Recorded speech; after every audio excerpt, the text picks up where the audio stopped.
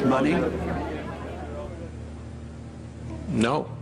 Even if it had been money for 6,000 years, somebody reversed that and eliminated that economic law. Well, it's an asset. The biggest misconception about gold is that it's a speculative element. The biggest misconception is that gold is the cause of financial panics and was the cause of the Great Depression, and it's simply not true. People always compare gold to stocks. That's just nonsense.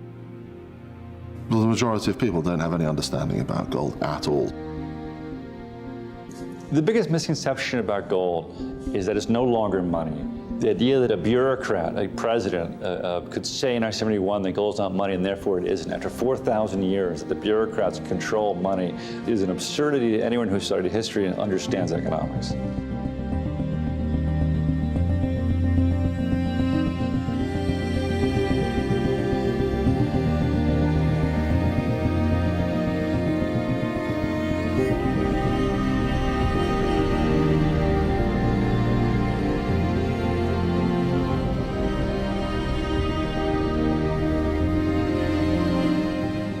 Gold is a financial asset which polarizes opinion like no other.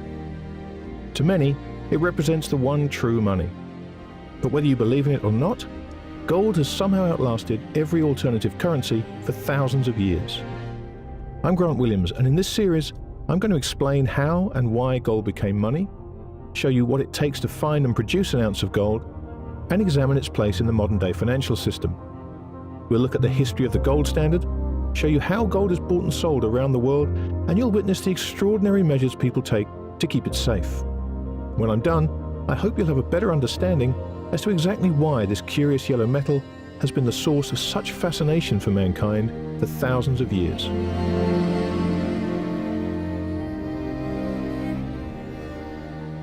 Gold's place as money has run deep within the fabric of society since it was first discovered thousands of years ago. But how and why did this curious yellow metal find itself at the center of the financial universe? Gold has been money for 4,000 years, and one of the most fascinating things about that is that nobody knew why gold is money until about 100 years ago. Everyone just did it.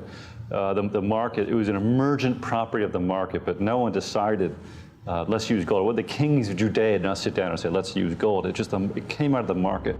The history of the world is the story of gold. So said Canadian billionaire Eric Sprott.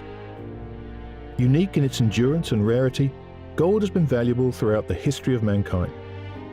When molten iron formed the Earth's core, it pulled most of the gold on the planet down with it. The gold in the Earth's core could make a 13-inch coating across the entire planet's surface, but of course it could never be recovered. For the earliest civilizations, gold was a store of value, a medium of exchange, as well as a thing of beauty. For the Egyptians, gold represented the sun, their gods, their rulers, and eternal life. The Incas described gold as the tears of the sun, and the Greek author Homer, in the Iliad and the Odyssey, saw gold as wealth for humans and the glory of the immortals. The first use of precious metals as money took place around 700 BC, with coins struck by the merchants of Lydia, which were actually formed from a naturally occurring mixture of gold and silver known as electrum. Gold's unique properties enabled the Templars to create the first banks in 13th century Europe, as people were able to store their gold in one bank and borrow against it elsewhere as they traveled across the continent. Gold's role as money and the universal acceptance of its value enabled mankind to build a vibrant economy that transcended both borders and cultures. It allowed new worlds to be discovered and settled, and enabled trade to spread across the globe. But today, we find ourselves in the first period of human history in which no country on Earth has a currency backed by gold. So why does gold retain its importance in the modern-day financial system if it's no longer money? I would argue to begin with that gold is still money. It's one of many forms of money. It is a medium of exchange and a store of value, unlike other forms of money, including fiat currencies and cryptocurrencies. And in that context, the gold market trades billions of dollars a day. So to describe it as something other than money is a bit of a mistake. There was a point in time in certain societies when the only money was gold. We're past that point in time. Gold is a competing currency. It is in fact payment rather than a promise to pay. Most money is a promise to pay rather than being payment in and of itself. Gold is extremely important because throughout history, gold is the only money that has survived. Throughout centuries, and even you take 2,000 years back, governments have always destroyed the value of fiat money or paper money or silver money at the time of the Romans, to the extent that it has become worthless. Gold is important today because it's a store of value, and at the moment, we have a real dearth of reliable stores of value. I mean, if you can think of what gold represents that financial assets don't represent, for example, it's scarce, it's independent. It's not anybody's obligation. It's not anybody's liability. It's not drawn on anybody. It doesn't require anybody's imprimatur to say whether it's good, bad, or indifferent, or to refuse to pay it. It is what it is, and it's in your hand. So in a world where financialization and securitization has essentially converted a lot of things, even real estate, into securities, which are merely obligations, claims, which are intermediated through multiple layers of financial institutions, but there are times when they cannot be formed. The one thing that we have with gold is that it can't be replicated, by turning on a printing press or really adding a couple of zeros to a bank ledger. You can't print more of it, which makes it a better money. If it's not money, why does the U.S. have 8,000 tons? Why does the IMF have 3,000 tons? Why has Russia tripled its gold reserves in the last 10 years? Why is China buying every piece of gold that's not nailed down and at the largest mining production in the world and zero exports? So the reasons why gold remains money are essentially the same as they've been for centuries. And while to many people's confusion, a lot of those reasons are based on faith, the idea of faith in a timeless physical asset which has proven its worth since the dawn of civilization is perhaps less confounding than the faith shown in the central bank governors of the modern-day monetary system, who can conjure trillions of fiat currency units out of thin air at will. But what was it about gold and silver which led to those two elements becoming money? Well, to answer that question, all we need is a periodic table and a big red marker pen. First of all, we can remove all the gases. Obviously, we can't use things like hydrogen or argon as money. Next, we can remove elements such as calcium and sodium, which dissolve in water, and also anything that reacts with air, whether it corrodes or bursts into flames, neither of which is a suitable thing to keep in your pocket. This removes 56 elements. Then, of course, we need to eliminate anything radioactive because, well, quite simply, you don't want your money to kill you. And perhaps surprisingly, this disqualifies 45 elements. Now, if you've been keeping up, that leaves us with just 5 so-called precious metals: gold, silver, rhodium, platinum, and palladium. Neither rhodium nor palladium were discovered until the 18th century, so that rules them out as early money. And the problem with platinum is its melting point of around 3,000 degrees Celsius, which was far out of reach of mankind's earliest furnaces.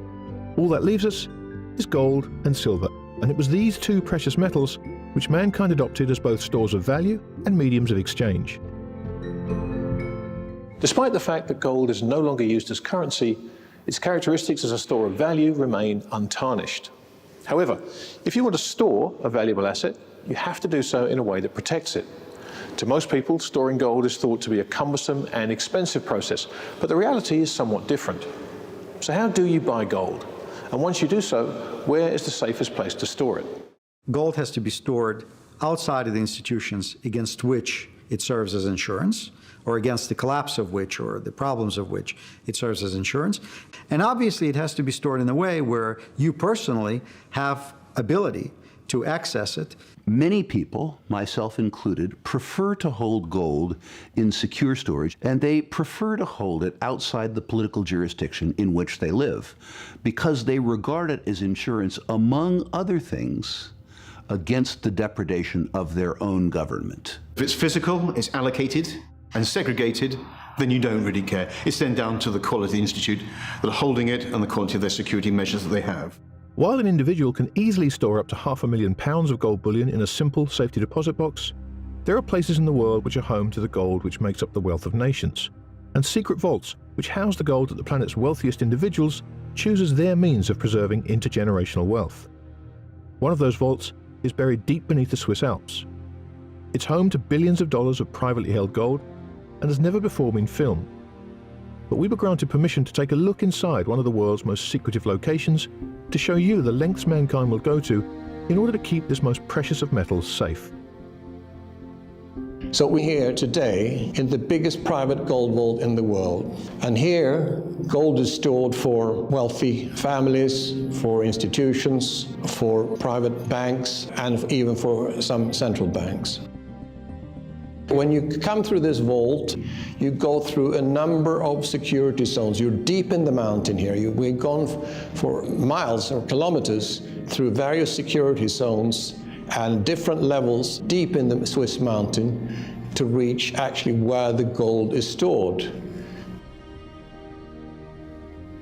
It is the only vault in the world which is nuclear bomb proof, earthquake proof, gas attack proof, has a security level that doesn't exist anywhere in the world. I've lost count of how many doors I've gone through. I have no idea how far I've walked, and I find myself in the middle of a mountain somewhere in Switzerland. And it's only when you get to a place like this that you understand the lengths that people go to protect this yellow metal, the security you have to put in place, the things you have to do to keep it protected. This idea of the preservation of purchasing power is central to the notion of buying gold as a store of wealth, and it's been a proven strategy which has transcended history. As mankind has debased hundreds of paper currencies over the centuries, gold has remained as the anchor at the heart of the financial system, and the reasons for that are the unique properties which made it money in the first place. Gold's durability, portability, fungibility and divisibility have combined to make sure that it's maintained its purchasing power, outlasting every fiat alternative for almost 6,000 years. Through booms and busts, through war and famine, and through mankind's constant ability to debauch and devalue fiat alternatives. While the dollar has been the world's reserve currency for 40 years, that hasn't always been the case. The British pound, the Spanish peseta, and even the Portuguese escudo at one point in history were all as mighty in their time as the dollar is today. Throughout history, when civilizations needed to finance expansion, they were constrained by their gold reserves. The Romans physically clipped their coins, reducing the amount of gold and silver, and thereby reducing the wages paid to their armies, until such point that the soldiers refused to fight. For the majority of the last 200 years, the world has been on a gold standard of some sort. But we live in the first period in recorded history of a purely fiat currency regime. That regime began when Richard Nixon broke the dollar's link to gold in 1971.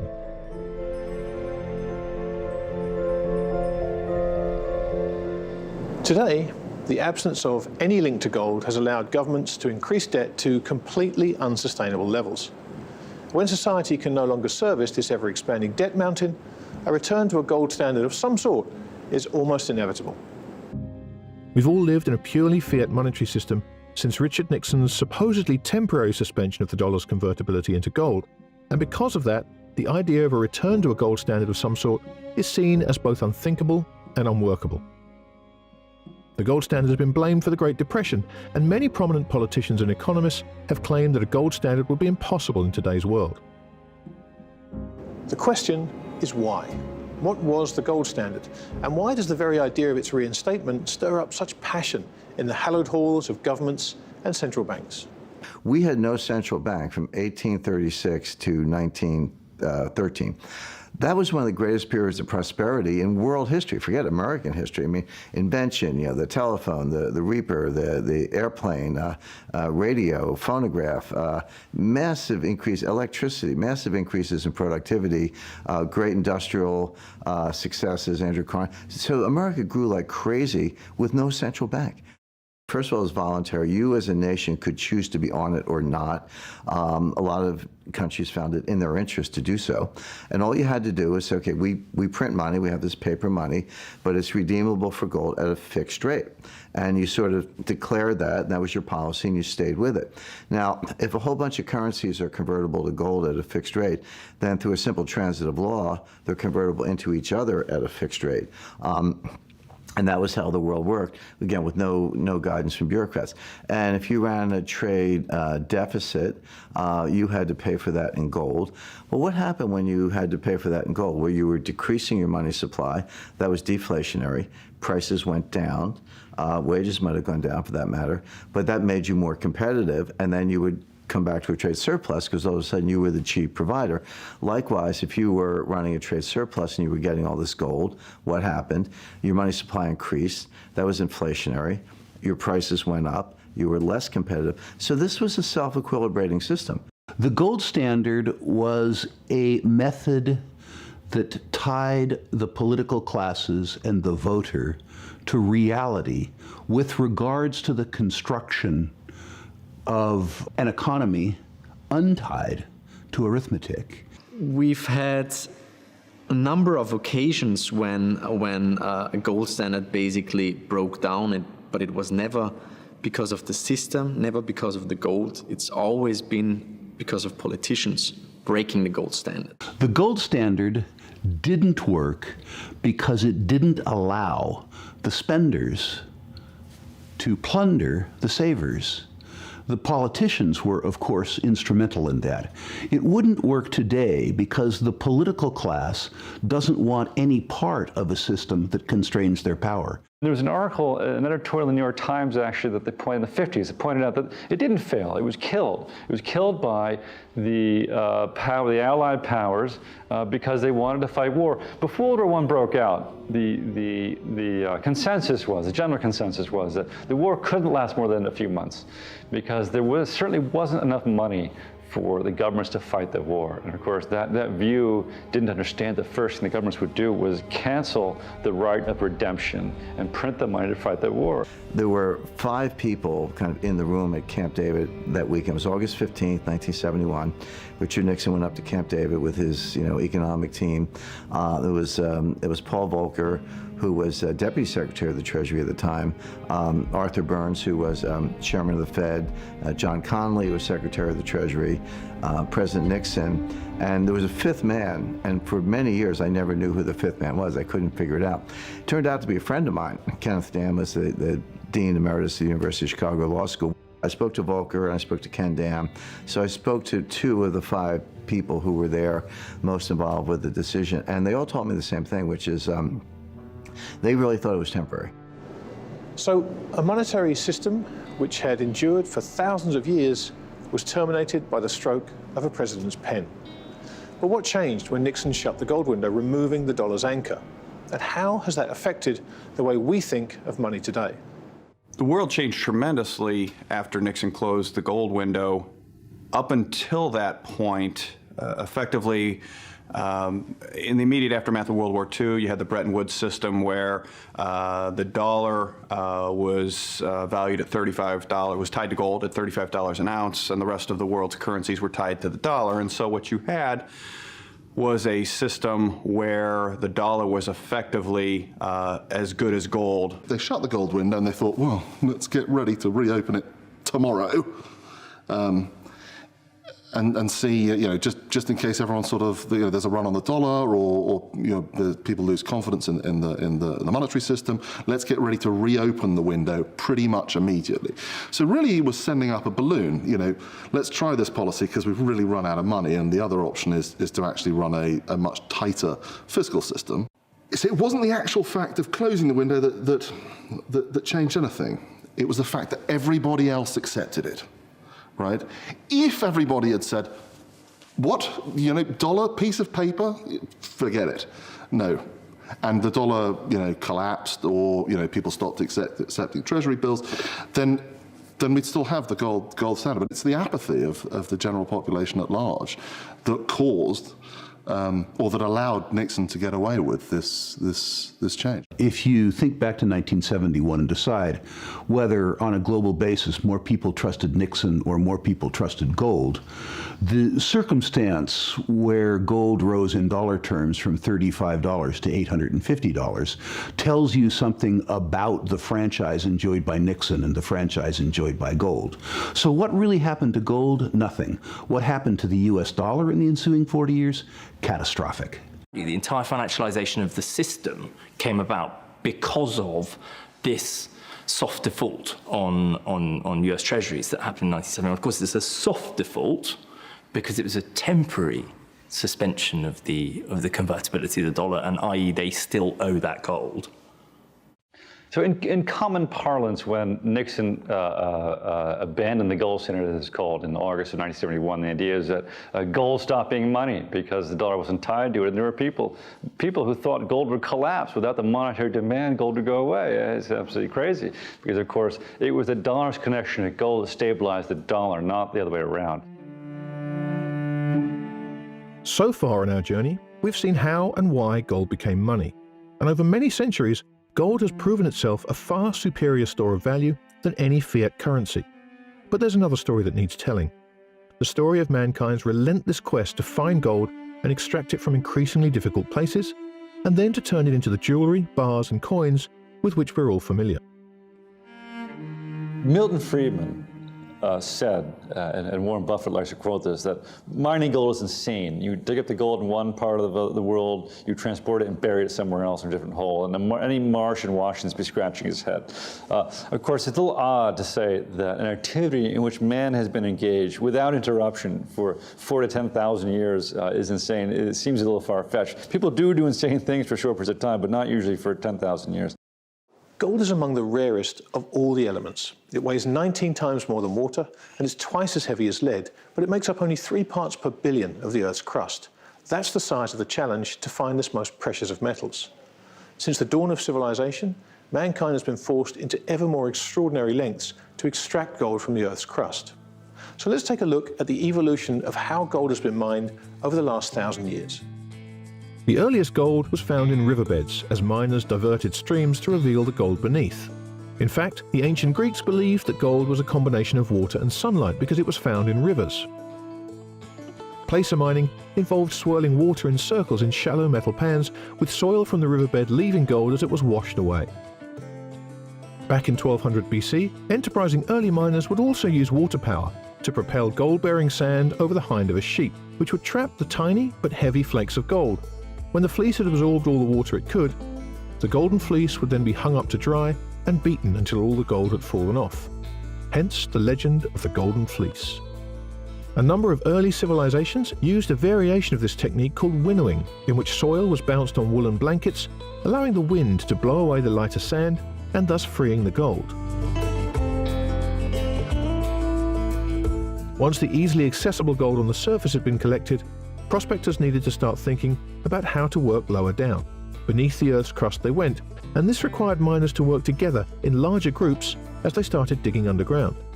Amazingly, underground mining dates back as far as the Romans. But the real challenge for gold miners was to move on from primitive methods of extracting gold from the soil to developing machines of increasing sophistication which allowed them to mine gold from the hard rock below the Earth's surface. The early days of quartz rock mining were relatively straightforward as far as the shallow deposits were concerned, but until the 1860s, the maximum depth miners could reach was around 300 feet. The sheer size and scale of the economic and geological challenges faced by early miners meant it would take many years of technological progress to enable deeper ore to be reached. Hard rock miners would sink shafts in order to extract gold from the quartz rock. Drilling was either done by hand or through the use of compressed air drills with the help of a little dynamite. Hydraulic drills were the next evolution, and these helped open up deeper holes in the Earth's surface, using drill bits which became longer and thinner the further they went down. Larger rocks extracted from the mines were crushed by heavy iron stamping machines to release the gold from the surrounding rock. Hydraulic mining used high-pressure jets of water to displace the rock and soil and open up the gold beneath. High in the hills, water was diverted into ditches and through heavy iron pipes. As the water channeled down, gravity increased its pressure, and as that pressure reached around 5,000 pounds per square inch, it was pushed through a small nozzle and used to blast the mountains apart. The displaced soil cascaded down the valley and into the sluices below, where it would be separated. This new mining technique, whilst productive, was not without cost, however, as diverting all that water caused huge flooding in the valleys below, devastating farmland. As a solution to this problem in California, miners turned to dredging, which worked like a vacuum cleaner, sucking up the material underwater and running it through a sluice to sift out the gold. Mining for gold has gotten increasingly difficult over the last 50 years, not just in finding the deposits themselves, but due to the increased social, political and environmental factors shaping the mining landscape. But how has that affected the way deposits are discovered, and what are the added risks? Now that we're looking deeper and deeper into the earth, it's getting much more complex to find, much more complex to recover metallurgy, and now we have to deal with issues to do with social situations, environmental situations.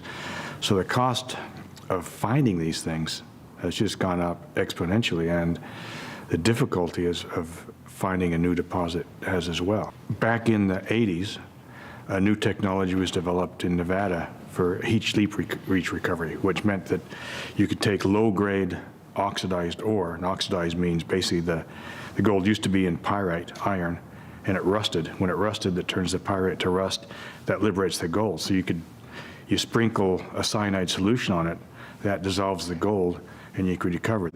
So that was a whole revolution. Well, we've gone through that. Those deposits are mostly gone now.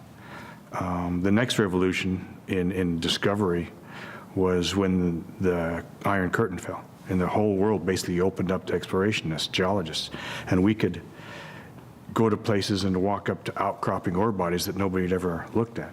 Satellite imagery came in, and by different metals, different clays produce a different spectra, light spectrum, and you could see that and process it, and then you could find areas of alteration, and you could go straight to that. So that was sort of the big revolution in the 90s, and subsequent to that, there's been no revolution. It's just gotten much, much harder to find these things. All the discoveries are happening deeper and deeper and deeper in the earth, and that brings a lot of issues in terms of finding those things, because really we're looking blind. The truth is that the technology involved in finding gold has progressed. The traditional methods of gold and the traditional deposit styles that we mined 200 years ago are tough to find because we already found them and mined them. But the industry is doing a reasonably good job of finding new deposits. The challenge now is that the easy to find deposits are often found in political jurisdictions that strike the people that have the money to go find gold as being risky political jurisdictions. I find myself financing the exploration for gold in places like Congo, Sudan, Kyrgyzstan, Myanmar, Bolivia, places that most people normally wouldn't choose to go on vacation. That's their mistake, by the way. You know, people always say, well, mining is really risky because it's really hard to find something. You know, the exploration phase is really risky. Only 1 out of 1,000 prospects ever becomes a mine. So that's pretty risky. You know, it offers an awful lot of scope for shareholders to lose a ton of money. And so it gets known to be a very risky business. But believe me, when you're in the mining business, the risk begins when you find an economic deposit. Once you've found a deposit, what do? Well, you have to do a whole bunch of technical studies to make sure you can mine it and make money at it, make money. So it's actually ore, not waste. And that takes a lot of technical skills. You have to have geologists, engineers, metallurgists. You then have to have a whole bunch of lawyers, making sure you've got your title right, you've got your surface rights, you've got your social license and all your CSR people, your environmental studies. You've got to get all that right. You've got to get your permits. So you have exploration risk, you have feasibility risk. Is this going to be feasible?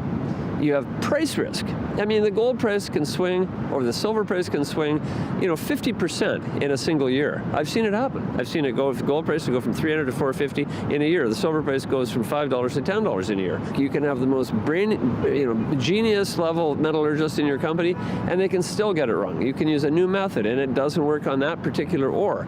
And finally, you can get in the ground. You can finally start digging it up. And guess what? All of your economic studies are based on drill holes.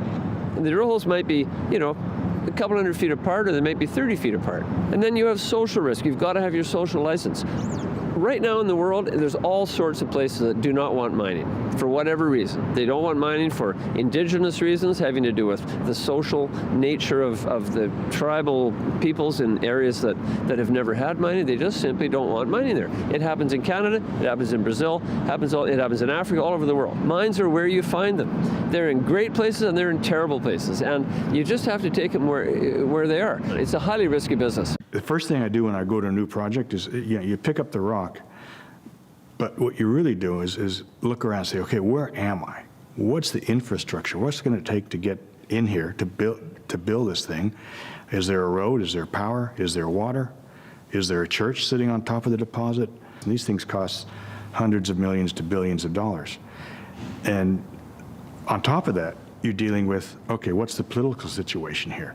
You know, we've seen just this year, Guatemala, Tanzania, the Philippines, and Indonesia throw taxes or pull mines or whatever on projects that were built or being built or operating. So that's a risk factor you've got to throw into it. And then you're predicting, as you know, your company, you're predicting what's the gold or copper price going to be 10 years from now when this thing's operating. The risks involved in finding and building a gold mine are just the beginning. The risks of investing in junior mining companies are every bit as fraught for investors as those faced by the men and women trawling the Earth's crust in search of deposits. Mining companies need to make predictions about the costs of their mines, as well as the future value of the metal they'll eventually be able to pull from the ground. But investors not only have to evaluate these variables, but also make a calculated prediction about the ability of the company's management to successfully navigate the treacherous path from discovery to production. The chances of success are frighteningly low, and new deposits are proving increasingly difficult to find. When you're investing in junior exploration companies, my job is to find the fatal flaw as soon as possible. Newmont did a study a number of years back where they estimated that 1 in 1,000 prospects turn into a mine of some sort, and 1 in 10,000 turn into a tier 1 deposit. Now those odds sound really bad, and it's not that bad because it's easy to screen out the crap. But it's still really long odds. I mean, looking at gold, we, as an industry, produce about 90 million ounces a year. We haven't found 90 million ounces since 2006. Right now, we're averaging about 20 million ounces a year. So there's a real deficit. Because you look at their production profile and 2, 3, 4, 5 years out, it drops off. But you got to consider, it takes for a large deposit to be drilled out, studied, and built 10 to 20 years. So anything we find today, we've got to think 10 years down the road, more or less, it'll be in production. There's unpriced optionality there because there's going to be an M&A wave at some point. There has to be, because the largest companies have been depleting reserves hand over fist, and will have to come to the market to buy some of the sorts of names that we buy. You always buy a fund or an index. Do not buy an individual stock, because the risk-reward skew is completely wrong. There's no logic in doing that. You must buy, you must limit your downside risk by having an index, which will also maintain 75–80% of your upside potential. So that's the first point. The second is to understand what is it that moves them. So while, yes, there's an exploration phase where you can make 10 times your money if someone drills something out and it looks way bigger than people thought, that's fine. But for me, it's about gold and silver mining companies are mining margin. That's what they're doing. The fact that a lump of yellow metal can command a price of over $1,000 an ounce is a source of mystery to many people. But when you look at the cost of exploration, as well as the cost of the labor and energy which goes into extracting it from the ground, to say nothing of the taxes and the regulatory burden, it becomes much simpler to understand gold's value. But there is a point at which every deposit in the world becomes uneconomical to mine. And when that point is reached, the decisions that have to be made have far-reaching consequences. So there's an expression, mines die hard. They really are hard to kill. And they're hard to kill because when you have a mine that, let's just say, is losing money, that's an economic reason to close a mine. You might have 1,000 people whose livelihoods depend on running that mine. You have, if it's an underground mine, you have a lot of maintenance costs to keep that mine going. If you close it, you have to de-water it constantly. You have to keep the power on. You have a lot of equipment you have to maintain. An open pit mine you can do less expensively, but it still does have care and maintenance costs. And sometimes those care and maintenance costs are way higher than running the mine at a loss for a period of time. So mines die hard. It takes a long time to close a mine, and most companies will end up losing money for a long time before they bite the bullet and say this is hopeless. Miners are very optimistic people as a rule. We're born optimists, otherwise we wouldn't be in this business. While it may be true that every miner is a born optimist, this optimism and this willingness to go to dangerous places in search of untold riches is certainly not without its dark side. I mean, I've had cerebral malaria, I've had toxoplasmosis, various parasites that have almost killed me. I've had helicopter crashes. I was in a plane crash that destroyed the plane and I had to climb out the window. I've fallen in crevasses. I've I've been in riots. I almost was killed in Liberia in a riot in Liberia. I've been tear gassed in Bolivia, God knows how many times. I mean, and of course, the real, you know what the real carnage is in the exploration industry? It's cars. It's bad roads in bad places and people getting in accidents in cars. And so how many geologists that I know and actually have worked with in my company who've died in car crashes, I can count them on two hands, which is a lot. 3 guys from my class have been shot in hot places. 2 of them were shot in getting out of a helicopter in Philippines, in Mindanao, and 1 was killed in South America by bad guys. It's a very dangerous business, but I love it so much that I embrace that kind of risk, and it's worked for me, and I'm still alive, and so, you know, here we are. The challenges associated with finding and mining this strange yellow metal increase every year, and as the process has evolved over the last half-century, mining company CEOs are finding those challenges harder and harder to solve. The mining industry has been a hard industry to operate in for the last 30 years. And the aura of respect surrounding mining is somewhere below that surrounding garbage collection. And the consequence of that is that many competent people would choose a job in any career other than mining. The people that you see in the executive ranks of mining companies are largely of my generation, which is to say old. While they have experience, we're beginning to lack legs in the industry. The biggest challenge I think that gold mining CEOs have today is that none of them that I've met, and I've met dozens or hundreds of them, really understand what gold is. They mine gold as if it were copper, as if it were tin, as if it were other things. And you should mine gold in a very different way because gold has a very different dynamic given its stock to flow ratio, and given the fact people hoard gold, they don't consume it. If you go back before the 70s, when people understood gold, the impetus was to have your gold mine last as long as it could. And again, this is something that no mining CEO that I have ever come across understands, and because they're trained to look at it as their commodity, and it isn't. And as a result, the entire gold mining industry is massively misallocates its capital. Let's say it's 1 gram per ton is equivalent basically to 1 part per million. So what we're saying is that in 1 million grains of sand, 1 of those grains of sand is going to be gold. So it's not much at all, but that can make money. So that's sort of the scale we're looking at. And the complexities involved in figuring that out is unbelievable. Because consider, we're drilling a hole 300 meters down into an ore body, looking for an ore body. It's going to be 100, 200 meters wide, et cetera. Your drill hole covers an area that big. You cut that in half, crush that half of the core down, and then you extract a 30-gram sample. And that 30-gram sample, whatever that is meant to represent an area 25 by 25 by 25. So you can kind of see the complexity and issues we deal with here. The first time I found a gold mine, I mean, a bunch of times I thought I did but didn't, but the first time I actually did, I was working in Honduras, funded by some guy out of Australia, and working on this conceptual idea of these hot springs that are forming gold deposits. So I went, got the geologic maps, which were pretty poor. And in fact, at that point in Honduras, you could only get a map from the government, and they cut all sorts of bits and pieces out of it, so it was really difficult. And what I saw on the map was La Tembladera, which is bubbling hot spring.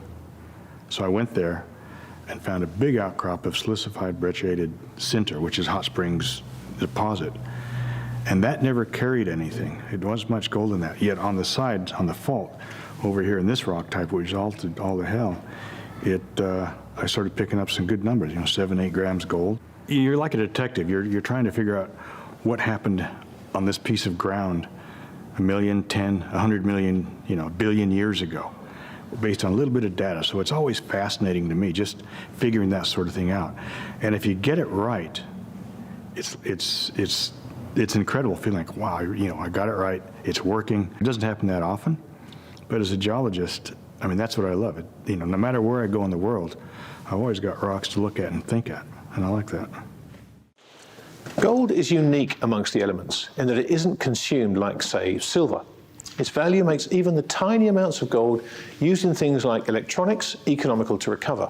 And this means that, importantly, just about every ounce of gold ever mined remains above ground. Gold is not consumed. All the gold ever mined in human history still exists above ground somewhere, maybe buried in a pyramid perhaps, but available at the right price. It comes back into the market. And what that means is that what gold mining does is it adds gold to an enormous gold above ground supply of the metal already. And so when we think about gold mining, it's very unlike oil production or copper mining or iron ore mining, because those commodities are consumed very shortly after they're mined, whereas gold is not. Now, gold production has actually increased significantly over the past 150 years with the advent of new technologies and new deposits that are found. But interestingly, if you look at the percentage increase to the above ground supply, it's been fairly stable at between 1% and 3%. At the moment, the best guess is probably that there are 187,000 tons of gold. So this is all the gold that ever was mined. This is the stock, but you could also call it the inventory. And then there's the flow. The flow is at the moment, I think in 2016, mine production was 3,200 tons. So 187,000 tons of stock, 3,200 tons of flow. If you divide that, you arrive at 58.8, I think. That's a stock-to-flow ratio. That means that if you continue producing at the same rate, it would take 58 years to double the stock of 187,000 tons of gold. But that also means that the annual inflation of gold is 1.7%, which is pretty low. And I think it's interesting that population growth is also roughly 1.7%. Now, I think when it comes to money, trust and stability is crucial. If you compare it to fiat money inflation, since 1971, on average, the monetary base grew at 9% per year. Since 1913, it grew by 8% per year. So much, much more. If there would be a major supply disruption in the copper space, or especially in the oil space, I mean, if they close down the Straits of Hormuz or whatever, oil supply would last for a couple of months and would have a huge impact on on oil prices. While for gold, if there's a big strike in South Africa and mining production is down 10%, it doesn't have any impact on the price of gold, because of the stock, the existing gold is there. People trade with that existing gold, and at some price, every holder of gold will become a seller, and that's the beauty of it. And that is also, from my point of view, the reason why gold is that liquid. 20% of the world's finished gold products come from a single refinery in Switzerland. In the final part of our journey this episode, we want you to see firsthand this fascinating process, to understand how the gold extracted from the ground is turned from a few flecks in a piece of rock to a finished gold bar. That what we are doing here is actually really very, very old techniques. There has nothing dramatically new has been invented. All the technology that we are using here is known for hundreds, if not for 1,000 years. But of course, it has been refined in the meantime. Okay, we are now entering what we call the black foundry. Black because the material that we are processing here is still containing impurities. It's mainly the doré coming from the mines. Doré bar consists of gold and silver and some impurities. Actually, we call doré already when it is 1 or 2% containing gold, and the rest is mainly silver. So this is high-grade doré, and you see also here these drill holes. Yeah. They were made by the mine, by the producer, so they know what they are sending out. Yeah.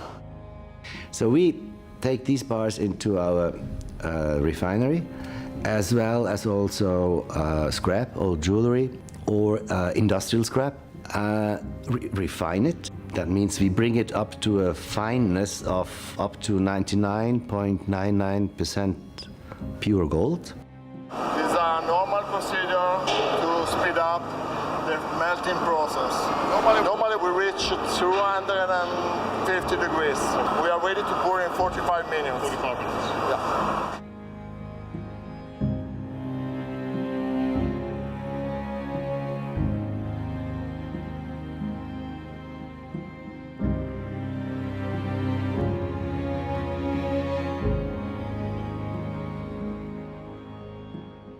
We take our samples always out of the liquid gold.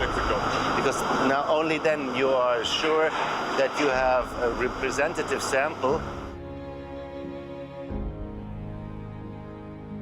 Now we take drillings here from this sample because this is representative for the whole melt. Yeah. And these samples then they go to our laboratory, to the laboratory of the customer, and one is kept aside in case of disputes. Yeah. So this is the electrolytical refinery. Those are anodes we have just made before. After that, we take these anodes inside each electrolytical plant. Inside the electrolytical plant, we have acid, current, and so we dissolve everything. Yeah. But with a particular setting of current and voltage, we can guarantee that only pure gold will be attached to the cathode. Yeah, exactly. This is the result of the electrolytical process for 9 gold. So this is pure gold. Pure gold. When it is coming back from the refinery, the first step is we have to prepare the final bars. We have 2 melting pots. We are heating up in one pot, and the other pot is pouring. And then it solidifies in this cube. We cut it now into pieces like this. And this is a little bit less than 1 kilo.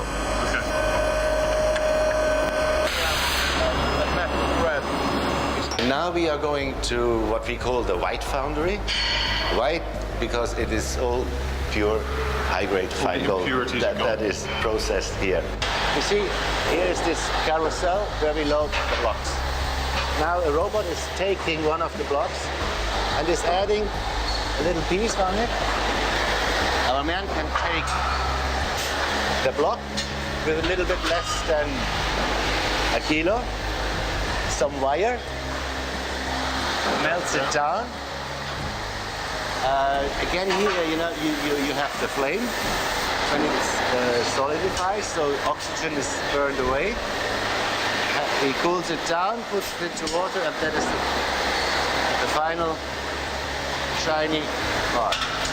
On the other side, I can show you the 100-gram bars. 100-gram bars are produced fully by robots. And you remember, we had these blocks for the kilo bars. Yeah. This is now for 100-gram bars. So it's a little bit less than 100 gram.